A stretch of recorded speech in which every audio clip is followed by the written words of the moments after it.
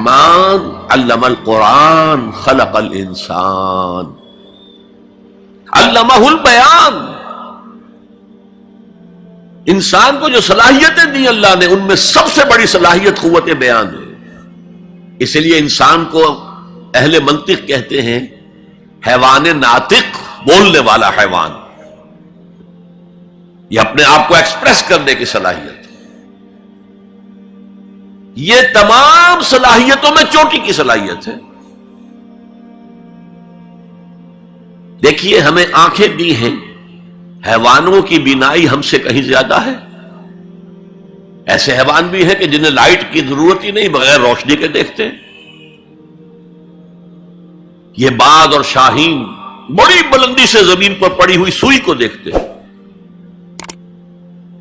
سماعت ہمیں دی تو بہت سے حیوانات کو ہم سے بہت زیادہ سماعت دی. آپ گھوڑے پر سوار جا رہے ہیں، آپ نے کوئی آواز نہیں سنی، گھوڑے نے سن لی ہے، اس کی کنوتیاں کھڑی ہو گئی، اینٹینا کھڑے ہو گئے. سوار کو معلوم ہوا کوئی خطرہ ہے، اس نے تو کچھ نہیں سنا تھا. پھر کتنے حیوان ہیں جو سونگنے کی قوت ان میں کتنی زیادہ ہے، ہر شے کو سونگ کر پتہ کرتے ہیں یہ ہمارے کھانے کی ہے کہ نہیں. اصل صلاحیت جو انسان کی صلاحیت ہے وہ قوت بیان ہے. آپ کو معلوم ہے بڑے بڑے وکیل ایک پیشی کے 5 لاکھ روپیہ لے رہے ہیں. کیوں؟ ان کے اندر بیان کی صلاحیت زیادہ ہے، جو مقدمے کو خوبصورتی سے پیش کر سکتے ہیں.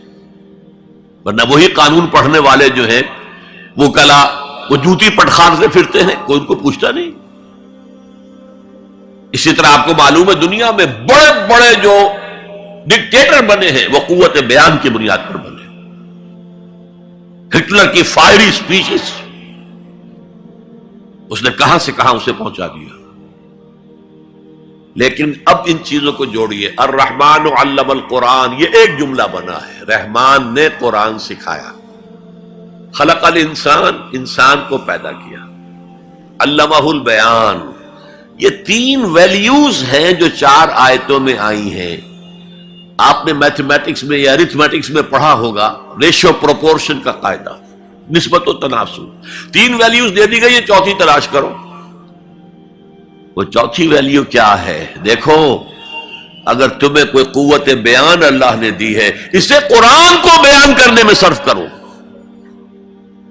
جیسے ہم کہتے ہیں کہ توپ سے مکھی نہیں ماری جاتی، توپ جتنی بڑی شے ہے وہ مکھی مارنے کے لیے تو استعمال نہیں ہوتی.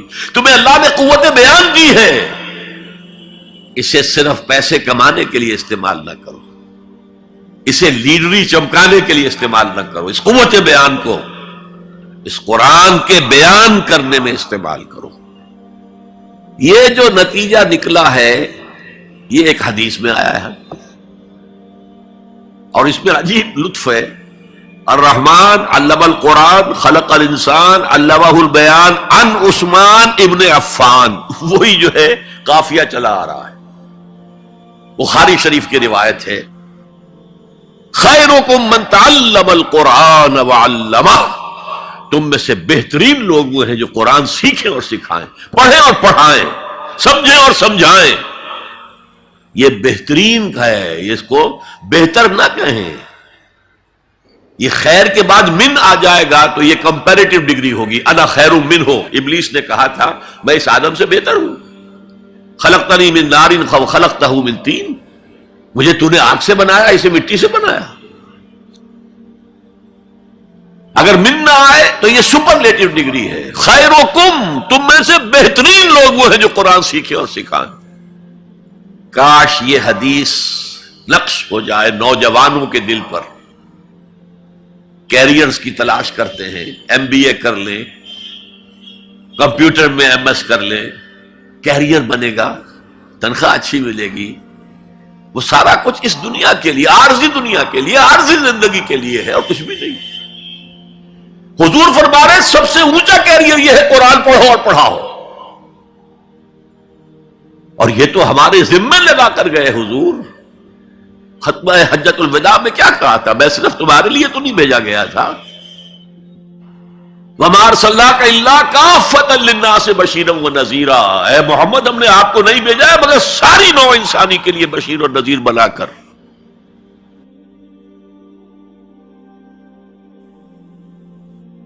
تو حضور نے تو تبلیغ ابھی صرف اہل عرب تک کی تھی، رسول تو تھے وہ پوری نوع انسانی کی، وہ کون کرے گا؟ وَكَذَلِكَ جَعَلْنَاكُمْ أُمَّةً وَسَطًا لِتَكُونُوا شُهَدَاءَ عَلَى النَّاسِ وَيَكُونَ الرَّسُولُ عَلَيْكُمْ شَهِيدًا۔ ہم نے تمہیں امت بنایا، کس لیے بنایا؟ خیر امت بنایا، امت وسط بنایا، درمیانی امت بنایا، ایک کڑی ڈال دی ہے۔ دیکھیے حضور سے پہلے رسالت 2 کڑیوں پر مشتمل تھی صرف، اللہ سے جبرائیل نے لیا اور وقت کے رسول کو پہنچا دیا، اب وقت کا رسول پہنچا رہا ہے آگے۔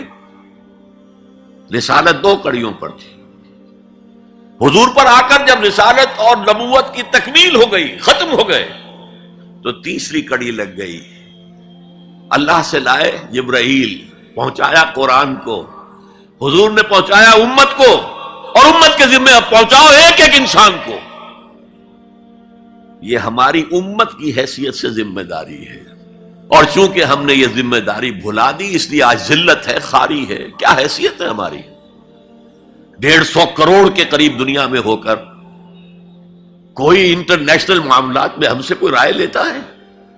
کسنمی پرست کے بھیا کیستی ہو کون تم؟ حالانکہ دیکھیں کتنا بڑا رقبہ ہے، سارے وسائل اللہ نے دیے۔ آج کی سب سے بڑی دولت مسلمانوں کے قدمے کے نیچے ہے، تیل کی۔